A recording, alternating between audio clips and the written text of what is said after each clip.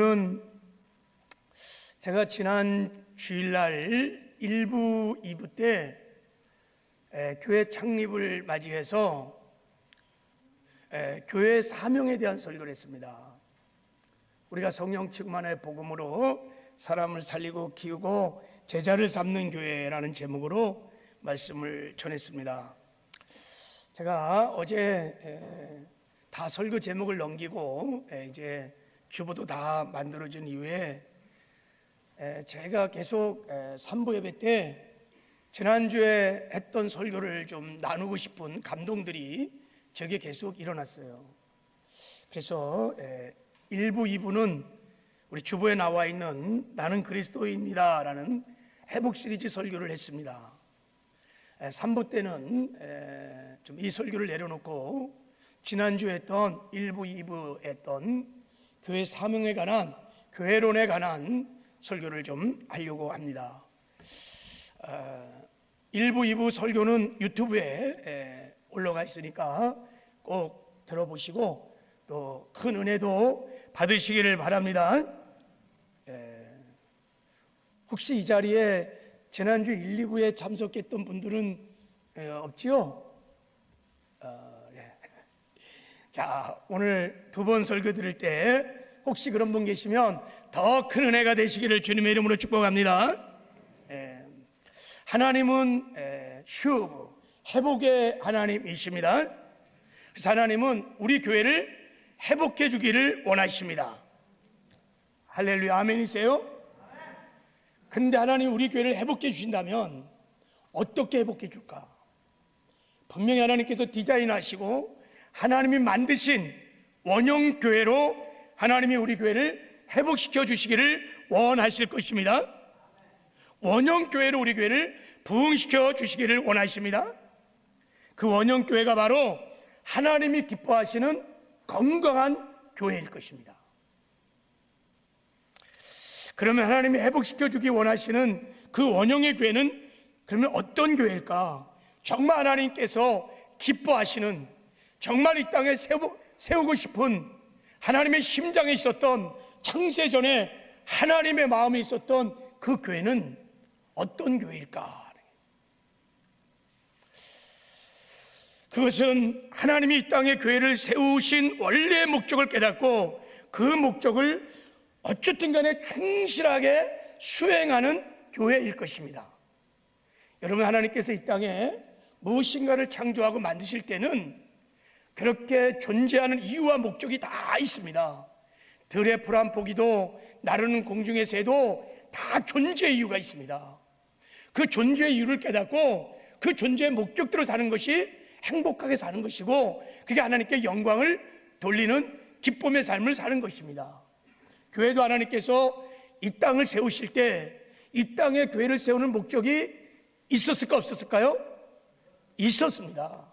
분명한 목적을 가지고 하나님께서 이 땅에 교회를 세우신 것입니다. 하나님께서 이 땅에 세우신 그 교회의 목적을 알고 그 목적대로 세워지는 교회, 그 목적을 충실하게 어쨌든 수행하는 교회가 하나님이 기뻐하는 교회요, 하나님이 이 시대에 회복시키고 싶은 원형 교회인 줄 믿습니다. 자, 그렇다면 우리가 이제 궁금한 것이 뭐냐면 교회가 존재하는 목적이 뭐냐는 거예요. 왜 교회가 이 땅에 존재하는가요? 그 이유를 아는 것이 너무너무 중요한 것입니다. 근데 많은 분들이 교회를 다니면서 교회가 왜 존재하는지, 교회 사명이 무엇인지에 대해서 분명히 아는 분들이 그렇게 상대적으로 많지 않은 것 같습니다. 제가 여러분에게 질문 하나 드리겠습니다. 자, 여러분이 교회가 해야 할 가장 중요한 일이 뭐라고 생각하십니까? 라는 질문을 받으면 여러분 어떻게 대답할까요? 자, 저 질문에 대해서 여러분이 대답하는 것, 교회가 해야 할 가장 중요한 거예요. 가장 중요한 한 가지겠죠, 그죠? 그 대답이 여러분이 생각하는 교회가 존재하는 이유일 것입니다. 여러분 어떻게 생각하세요? 교회가 해야 할 가장 중요한 것이 뭐다? 예, 어떤 분은 영혼 구원, 좋습니다. 선교, 전도, 어떤 분은 예배 드리는 것, 어떤 분은 성경 공부, 어떤 분들은 자녀들을 신앙으로 잘 양육하는 것, 아니면 또 사랑하는 것, 아니 교회 와서 변화돼야지, 변화되는 것, 뭐 여러 가지 저 질문을 던져보면 답이 나옵니다. 여러분도 아마 여러 가지 답을 했었을 것입니다. 근데 이런 대답이 좀 문제가 있습니다. 왜냐하면 가장 중요한 것은 하나여야 하는데 가장 중요한 것이 여러 개시라는 것에 좀 문제가 있습니다. 교회가요, 전도도 해야 돼요. 교회가 예배도 드려야 돼요. 교육도 해야 돼요. 사랑도 해야 돼요. 이런 거에 대해 별반 이견이 없어요. 그러나 가장 중요한 한 개를 말하고 그러면 온 성도가 한 목소리로 하나를 딱 말해야 그게 정상인 거예요. 근데 다양하게 대답이 나온다면 그건 우리가 교회가 해야 할 가장 중요한 일, 존재의 목적에 대해서 우리가 확실하게 알지를 못한다는 증거일 수 있습니다. 여러분, 교회가 해야 할 가장 중요한 일이 뭘까? 교회 존재의 이유가 뭘까라고 우리가 이 질문을 던질 때 이제는 이것은 우리가 주님께 일단은 물어봐야 된다고 생각이 들어요. 왜냐하면 교회의 머리는 주님이시고 교회는 주님의 몸인 것입니다. 그래서 교회가 해야 할 가장 중요한 일은 교회가 결정하는 것이 아닐 거예요. 우리가 합의해서 선교가 가장 중요한 거야, 우리 교회가 다 합의해서 공동회를 하고 우리는 예배가 가장 중요한 거야, 아니야 우리가 굳이 하는 것을 우리는 최고로 여길 거야, 아니야 우리는 다음 세대의 가정을 회복하는 것을 가장 중요하게 여길 거야, 이렇게 갖고 합의해서 만들어낸 것이 아닐 겁니다. 교회의 머리가 되신 주님이 교회가 존재하는 이유, 목적, 가장 해야 할 중요한 일을 그 주님이 결정해야 합니다. 그분이 그렇다 그러면 우리는 그것을 듣고 아멘하고 따라가야 될 줄을 믿습니다. 그러면 교회 대신 머리 되신 주님은 뭐라고 말씀하실까? 저는 주님이 우리에게 말씀하신 이 지상 명령에 답이 있다고 믿습니다. 자, 우리 지상 명령을 다시 한 번만, 자, 우리 이론에서 한번 다시 한 번만 읽어보겠습니다. 자, 18절부터 20절까지 시작. 예수께서 나와 일러 가라사대 하늘과 땅의 모든 권세를 내게 주셨으니 그러면 너희는 가서 모든 민족을 제자로 삼아 아버지와 아들과 성령의 이름으로 세례를 베풀고 내가 너에게 분부한 모든 것을 가르쳐 지키게 하라. 볼지어다 내가 세상 끝날까지 너희와 항상 함께 있으리라. 이 말씀은 왕이신 하나님께서 십자가에 죽으시고 부활하신 다음에 하나님은 하늘나라의 왕이 되셨습니다. 그 왕이신 하나님께서 하늘로 올라가기 전에 마지막 유언의 말씀처럼 말씀하신 명령입니다. 명령. 그래서 우리는 이 말씀을 지상명령이라고 합니다. 지상명령. 이 세상에서 가장 가치 있는 명령, 이 세상에서 가장 소중한 명령, 이 세상에서 가장 중대한 명령, 모든 교회가, 모든 성도가 다 순종하여 수행해야 할 왕의 명령입니다. 저는 이 지상명령에 교회의 존재 이유가, 교회가 가장 우선적으로 해야 할 일이 이 지상명령에 담겨져 있다고 믿습니다. 그 증거 중에 하나가 이 지상명령을 1차적으로 예수님께서 사도들에게 전했습니다. 사도리라는 것은 누구냐면 보넬사의 무리도자, 보내심을 받은 무리들, 보내심을 받은 사람들이에요. 사도들은요, 무엇을 해서 보내서 받았냐면 가서 복음을 전해서 영혼을 구원해서 교회를 세우는 사람들이 사도들입니다. 사도들은 여러분 한 자리에 앉아갖고 이렇게 저처럼 이렇게 지역교회를 섬기는 목양을 하는 분들이 아닙니다. 돌아다니며 교회를 세우는 것입니다. 복음을 전하여 교회를 세우는 사람들인 것입니다. 그래서 이 사도들에게 하나님께서 교회를 세우는 사도들에게 지상명령을 말씀하셨습니다. 그러므로 이 말씀은 사도 즉 교회를 개척자들에게 주신 말씀이라고 볼 수 있습니다. 그래서 우리는 이 말씀이 교회에게 주신 가장 중요한 교회의 존재 목적이 여기에 있다고 믿는 것입니다. 할렐루야. 그래서 여러분, 교회의 가장 중요한 존재 이유는 지상명령을 성취해 가는 것입니다. 할렐루야. 이 지상 명령을 충실히 수행하는 교회가 하나님이 기뻐하는 교회요, 하나님이 정말 회복시키고 싶은, 부흥시키고 싶은 건강한 교회라고 믿습니다. 여기에 대해서 동의하십니까? 자, 그러면 우리가 이제 진지하게 물어봐야 합니다. 주님이 마지막으로 모든 족속, 모든 여러분 교회, 모든 성도들에게 명한 지상 명령이 무엇인지를, 교회는 이 명령을 깊이 상고해 봐야 합니다. 누구도 예 없이 이 명령에 다 부르심을 받았고 이 명령을 수행해야 하는 명령이기 때문인 것입니다. 이 지상 명령을 보면 한마디로 말하면 모든 족속으로 제자를 삼으라는 것입니다. 너희들은 가서 모든 족속으로 제자를 삼으라는 것이 지상 명령의 핵심입니다. 이 지상 명령을 좀 더 이해하기 쉽게 풀어보면 세 가지 명령으로 정리해 볼 수 있습니다. 자, 지상 명령은, 자, 첫째, 죽을 영혼을 살리라는 명령입니다. 오늘 본문에 보면 가서 아버지와 아들과 성령의 이름으로 세례를 주라 그랬습니다. 이 말은 우리가 가서 불신 영혼이 있는 현장에 가서 복음을 전해서 그들을 구원시키고 구원받은 그들에게 세례를 주라는 것입니다. 그러니까 죽어가는 영혼을 살리라고 하는 전도 명령입니다. 복음으로 살리라는 것입니다. 두 번째는, 자, 둘째는 살린 영혼을 키우라는 것입니다. 우리가 전도하여 살린 다음에 그냥 두지 말고 양육하여 키우라는 것입니다. 양육 명령입니다. 양육 명령. 세 번째는 그렇게 살려서 양육한 다음에 키운 사람들을 제자로 만들라는 거예요. 제자로 만들라는 것입니다. 그러므로 지상 명령을 정리해 보면 이렇게 정리할 수 있습니다. 복음으로 사람을 살려야 돼요. 전도해야 돼요. 그리고 키워야 돼요. 양육해야 돼요. 그리고 마침내 제자로 삼는 거예요. 제자로 만드는 것입니다. 이것이 지상 명령인 거예요.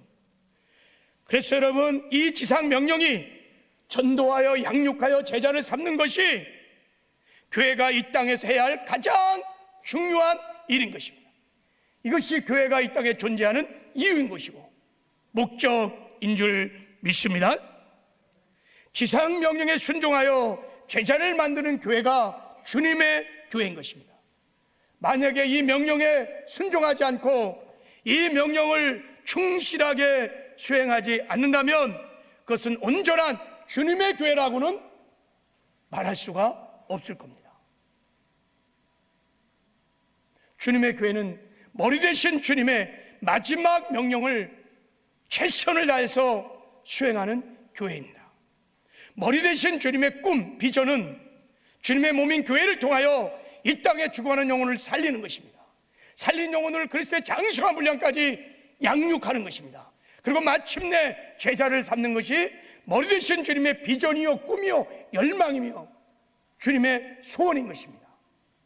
그러므로 주님의 몸인 교회가 머리 대신 주님의 비전을, 꿈을 나의 비전과 꿈으로 여기고 지상 명령을 충실하게 수행할 때 하나님께서 함께 하시고 하나님께서 세우시는 초대교적인 건강교회가 이 땅에 세워지게 될 줄을 믿습니다. 하나님 우리 교회에 이런 부흥을 주시기를 원하십니다. 자, 우리가 이런 소망을 가지고 그럼 어떻게 하면 지상 명령을 성취해가는 교회가 될 수 있을까? 자, 좀 더 우리 세 가지 명령을 좀 살펴보려고. 첫째는 복음으로 사람을 살려야 한다 그랬어요. 자, 오늘 본문에 너희는 가서 모든 민족으로 제자를 삼아 아버지와 아들과 성령의 이름으로 세례를 베풀라 그랬으니까 교회는 가야 합니다. 모여있기만 하면 안 됩니다. 가야 돼요. 잃어버린 영혼이 있는 곳으로 가야 합니다. 그리고 십자가에 피 묻은 복음을 증거해야 합니다. 복음을 증거할 때 택한 백성들, 영시로 작정한 심령들이 복음을 듣고 구원받는 역사가 일어나게 될 것입니다. 그리고 그들이 구원을 받게 되면 세례를 주는 것입니다. 여기서 세례를 준다는 것은 물 세례뿐만 아니라 성령을 받게 하는 것입니다. 성령 세례도 받게 하는 것입니다. 그러면 영혼이 살아나는 역사가 있게 될 것입니다. 여러분, 죄와 허물로 죽은 영혼을 살리는 길은 오직 복음밖에 없습니다. 다른 길이 없습니다. 복음만이 영혼을 살립니다. 그리고 이 복음을 주님의 몸인 교회에게만 하나님이 맡기셨습니다. 만약에 교회가 침묵해버리면 세상은 소망이 없습니다. 교회만이 복음을 전할 수 있는 영광스러운 권세를 주셨습니다. 교회가 일어나 복음을 전할 때 살리는 생명의 역사가 일어나게 될 줄을 믿습니다. 바라기는 우리 교회 안에 복음을 인하여 우리 전 성도가 다 물과 성령으로 완전히 거듭나는 은혜가 있기를 바랍니다. 거듭날 뿐만 아니라 물 세례와 성령 세례도 받아서 성령으로 충만해지기를 바랍니다. 여러분, 성령을 받으면요, 그때부터 주님께서 성령으로 내 안에 오셔서 나는 죽고 예수와 사는 삶을 살기 시작합니다. 이것을 산자라고 하는 것입니다. 교회는 이런 살리는 생명의 역사를 하는 것이 교회입니다. 두 번째, 복음으로 사람을 키우라는 것입니다. 오늘 20절에 내가 너에게 분부한 모든 것을 가르쳐 지키라 그랬어요. 그 말은 여러분, 복음으로 살린 영혼을 그냥 두지 말고 양육하라는 것입니다. 전도만 하여 살려놓고 그냥 두면 안 된다는 거예요. 우리가 여러분 아기를 놔놓고 아기를 버린 사람들이 있어요. 요즘도 있어요. 저 관악구에 베이비박스를 운영하는 교회가 있어요. 기사를 보니까요, 해마다요 200명의 아이들이 버림을 당한다는 거예요. 부모들이 아이를 낳고요, 아이를 버린다는 거예요. 무책임한 부모들 때문에 아이들의 귀한 생명이 죽어가고 있어요. 얼마나 비참한 일이에요. 근데 영적으로 이런 일들이 교회 안에서도 일어난다는 거예요. 우리가 전도를 하여 복음으로 영혼을 살려놓고 영적인 갓난아이들을 양육하지 않아서, 돌보지 않아서 영적인 갓난아이들이 죽어가는 일들이 교회 안에도 있는 거예요. 왜요? 교회들이 지상명령을 수행하지 않기 때문인 거예요. 지상명령에 순종하지 않기 때문인 거예요. 우리는 예수만 믿으면 성장할 거라고 생각을 해요. 아닙니다. 예수를 믿는다고 교회를 왔다 갔다 한다고 성장하는 게 아니에요. 훈련을 받아야 합니다. 양육을 받아야 합니다. 그래야 성장할 수 있습니다. 그래야 예수를 닮아갈 수 있습니다. 그래서 교회에게 주님이 지상명령을 말씀하신 것입니다. 근데 주님께서 이렇게 말씀하셨어요. 내가 분부한 모든 것을 가지고 가르쳐 지키게 하라는 거예요. 이 말은 여러분 복음의 핵심의 말씀을 복음으로 양육을 하라는 것입니다. 그러니까 우리가 살린 영혼을 양육할 때는 그냥 양육하면 안 되며 복음으로 양육을 해야 된다는 거예요. 무슨 말입니까? 복음으로 양육하면 어떤 일을 합니까? 여러분, 주님께서 내 안에 성인 오셔서 나와 함께 하시는 그 주님과 친밀한 교제를 나눌 수 있도록, 그 주님과 날마다 동행하는 삶을 살아갈 수 있도록 그렇게 양육을 하라는 것입니다. 나는 죽고 예수로 사는 사람으로 빚어가라는 거예요. 그렇게 세워가라는 것입니다. 그렇게 양육을 하라고 말씀을 하는 것입니다. 그래서 우리 교회는 이 지상 명령을 수행하기 위하여 우리 4년 전에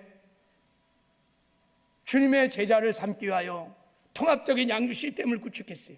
자, 이 그림 좀 한번 보세요. 우리가 전도에서 알파 코스로 1:1 양육으로 세가족으로 성령 수양으로 초청해서 거듭나게 한 다음에 성령 수양해서 성령을 받게 하는 거예요. 이게 살리는 사역입니다. 살리는 거예요. 거듭나고 성령을 받아야 사는 거예요. 살린 영혼을 그냥 두는 것이 아니라 그때부터 나는 죽고 예수와 동행하는 삶을 살기 위해서 예수님인 사람 완투와 영성 일기를 통해서 훈련을 하는 거예요. 주님과 동행하는 훈련을 하는 것입니다.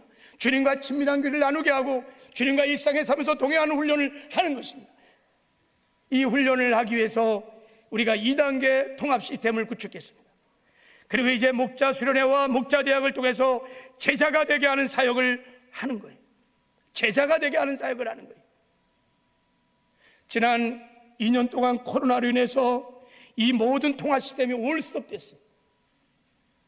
이제 새해는 다시 통합 시스템을 작동하여 죽어가는 영혼을 살릴 뿐만 아니라 살린 영혼을 주님의 제자로 사워가는, 양육하는 은혜가 있었으면 좋겠습니다.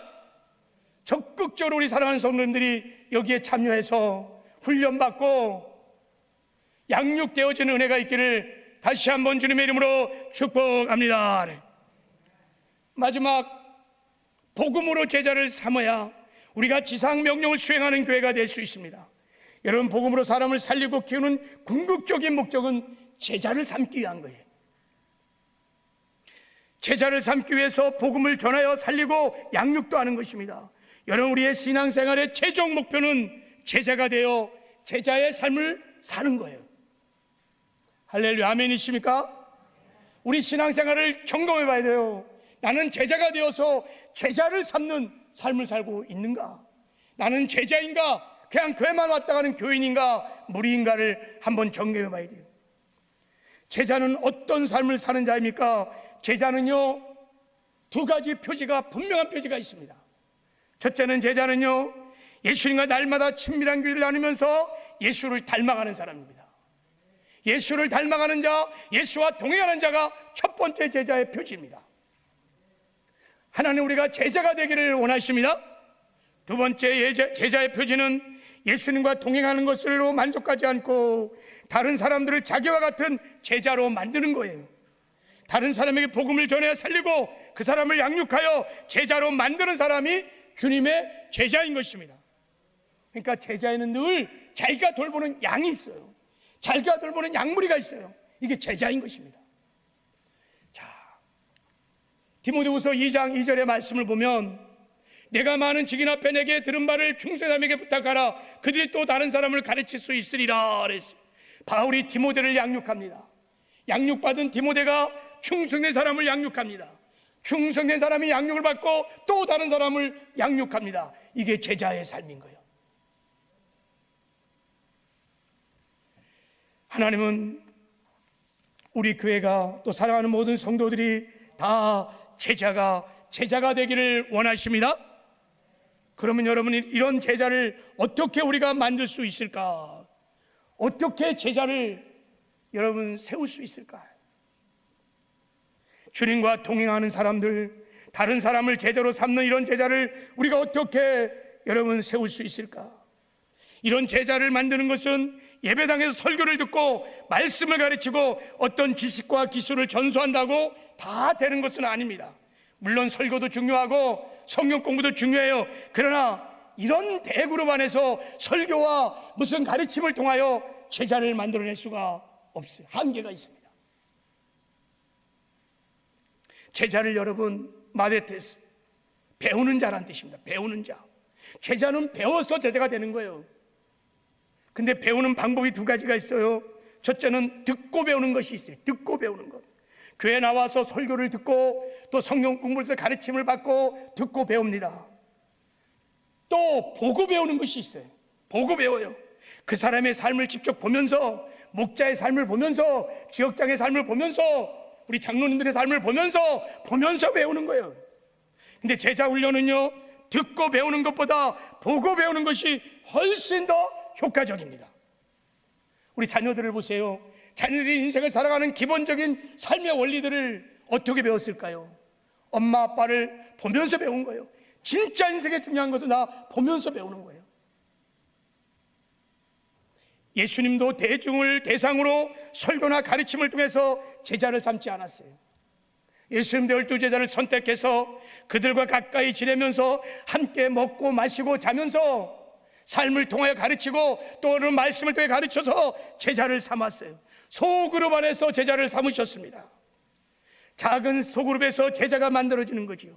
작은 소그룹이 가장 효율적으로 제자를 만들어내는 환경인 것을 말씀하는 거예요. 주님이 대중을 해 설교했습니다. 막 기적을 보여줬습니다. 많은 사람이 막 오병이어의 기적을 보고 막 주님께 몰려와서 주님을 따르는 자가 되겠다고 막 했어요. 근데 정작 주님이 십자가에 못 박을 즈음에 다 떠나가고 120명 남았습니다. 그 엄청난 무리들은 다 어디에 간 것입니까? 그것은 여러분, 대중을 향해서 설교나 이런 가르침을 통해서 제자가 생산될 수 없다는 것을 말씀해 주고 있는 것입니다. 지금도 마찬가지입니다. 이런 대그룹에서 대중을 향한 설교는 제자를 만들어낼 수가 없습니다. 우리가 목장 소그룹에 모여서 함께 예배하고 함께 말씀을 나누고 함께 삶을 나누면서 서로를 보면서 비로소 닮아가며 제자를 만들어내는, 제자가 세워지는 은혜가 있을 줄 믿습니다. 여러분, 목자를 보면서 기도를 여러분 가르친다고, 예를 들어서 기도를 가르친다고 기도가 됩니까? 기도하는 목자를 보면서 기도하는 거예요. 그럼 기도를 배우는 거예요. 예배를 가르친다고 예배가 됩니까? 예배하는 목자를 보고 신령하게 예배를 드리는 목자의 모습을 보고 따라가는 거예요. 예배 드리는 자리에 목자가 데려가서 함께 예배를 드리는 거예요. 그러면서 예배자가 세워지는 것이죠. 양육은 목장 안에서, 소그룹 안에서 가장 잘 일어날 수 있습니다. 그래서 하나님께서 지상 명령을 성취해 갈 수 있도록 당신의 몸된 교회를 두 날개로 만드셨습니다. 자, 교회는 여러분 이렇게 대그룹과 소그룹이라고 하는 두 날개로 하나님이 처음부터 디자인하셔갖고 만드셨습니다. 주일날은 대그룹에 모여갖고 이렇게 함께 모여 예배를 드리며 하나님의 영광을 목도합니다. 하나님의 임재를 경험하게 했습니다. 그리고 주중에는 소그룹 목장에 모여서 제자로 성장을 하게 하셨습니다. 함께 모여 예배하고 함께 모여 말씀도 나누고 어떻게 하면 말씀을 지킬까 서로 격려하고 삶을 나누며 함께 기도하고 사랑하면서 주님을 닮아가도록 하나님이 그렇게 디자인을 하신 것입니다. 그래서 여러분, 하나님이 기뻐하시고 회복하기를 원하시는 원형교회는 이 지상명령을 성취해가는 두 날개로 비상하는 교회인 것입니다. 그래서 우리 교회 사명이, 우리 한번 교회 사명을 한번 읽어보겠습니다. 시작. 성령 충만하여 복음으로 사람을 살리고 키우고 제자로 세워서 하나님 나라를 확장하게 하는 교회. 우리는 두 날개를 가지고 비상하는 초대교인 건강교회가 되어 20여 대 주소운동을 주도해 간다 그랬어요. 성령 충만하여 복음으로 사람을 살려 전도하여 양육하여 제자를 삼는 교회, 이게 우리 교회의 미션이에요. 이 지상명령을 수행하려면 우리는 주님이 원래 디자인했던 본래 교회로 돌아가야 돼요. 두 날개로 대그룹 중심으로 성도들이 신앙생활하면 지상명령을 수행할 수가 없어요. 그래서 하나님은 목장교회를 기초로 교회가 세워지기를 원하시는 거예요. 전 성도가 대그룹에서 함께 예배도 드릴 뿐만 아니라 다 목장에 함께 모여서 함께 목장 생활을 하기를 하나님은 원하십니다. 이게 하나님께서 꿈꾸시고 하나님께서 바라시고 정말 이 땅에 회복시켜 싶은 초대교회적인 건강한 교회인 것입니다.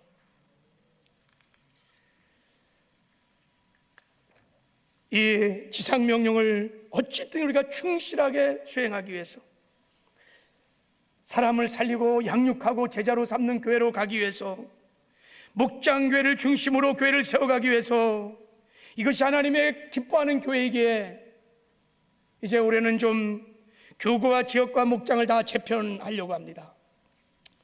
그동안 지역장이 없는 목장들이 지역이 있었어요. 그래서 이제 다 재편성을 했습니다. 기존에 지역장이 있는 지역은 그대로 두고 종전대로 운영할 것입니다. 지역장이 없는 목장들은 다 지역장이 있는 지역으로 다 흡수하고 또 따로 지역장을 세워서 이제 재편성을 했습니다. 앞으로 실제로 목장교회가 살아날 수 있도록 목장 모임을 좀 더 세부적으로 조정을 하려고 합니다. 그리고 남성 목장도 만들었습니다. 남성들도 하나님이 디자인한 대로 대그룹에서만 신앙생활할 것이 아니라 목장에 신앙생활을 해야 신앙이 자랍니다. 하나님이 원했던 그 신앙이 자라요. 그리고 지상명령을 순종해 갈 수 있습니다. 남성 목장을 기존에 우리 선교회를 조직을 이용해서 일단 남성 목장을 좀 조직을 했습니다. 이렇게 교교를 재편하는 목적은 전 성도가 목장교회에 속해서 실제로 목장 생활을 하기 위한 것입니다. 여러분의 적극적인 협력이 필요합니다. 여러분의 협력 없이는 이 목장교회를 세울 수가 없어요. 여러분이 하나님의 지상명령에 순종하여 다 목장에 들어가서 함께 예배하고 함께 말씀을 나누고 함께 삶을 나누고 함께 훈련을 받으며 주님의 제자로 세워질 때 우리 교회는 초대교적인 건강한 교회로 부흥하게 될 줄을 믿습니다. 여러분, 지상명령을 수행하는 교회, 그런 교회를 세우는 것은 쉽지 않을 겁니다. 이런 교회를 세우려면 여러분들이, 성도들이요, 다 제자가 되어야 되고요, 제자를 삼아야 돼요. 그러면 훈련을 받아야 돼요. 목장에서 훈련을 받아야 되고, 여러분 대가를 지불하고 권리를 포기하며 철저하게 훈련을 받아야 돼요. 쉽지 않아요. 저도 지상명령을 수행하려고 하면 마음의 부담이 있습니다. 성도를 훈련해야 하는 마음의 부담도 있습니다. 우리 교회는 그렇게 정말 될 수 있을까? 그렇게 외치고 그렇게 말씀을 나누는데도 끔찍도 하지 않고 순종도 안 하는 그런 모습들을 보면서 때로는 절망하고 낙심해. 하나님, 과연 우리는 지상명령을 수행하는 교회가 될 수 있을까요? 저렇게 언제나 맨날 소리를 치고 살리고 키우고 세우자고 맨날 외치는데도 어느 가나 움직이지 않는 그런 삶을 보면서 낙심하고 절망할 때가 있어요. 또 이렇게 말씀을 선포하면서도 제 마음편에는 두려움이 있습니다. 과연 될 수 있을까? 우리 교회 이렇게 정말 세워줄 수 있을까?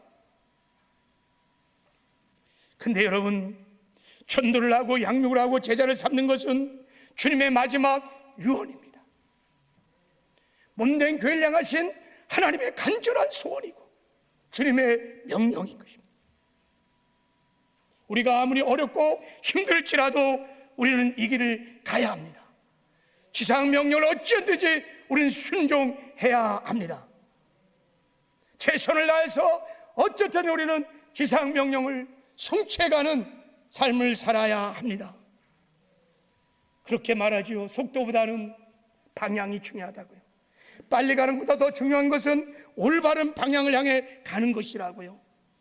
여러분, 우리 교회가 지상명령을 수행하는 방향으로 가는 것은 하나님의 뜻이요 올바른 방향인 줄 믿습니다. 시간이 걸리더라도 대가를 지불하더라도 우리는 이 길로 이제부터 가야 합니다. 다 명령에 순종해요. 우리가 함께 우리가 이 길을 걸어야 합니다. 그러면 주님께서 분명히 말씀하셨습니다.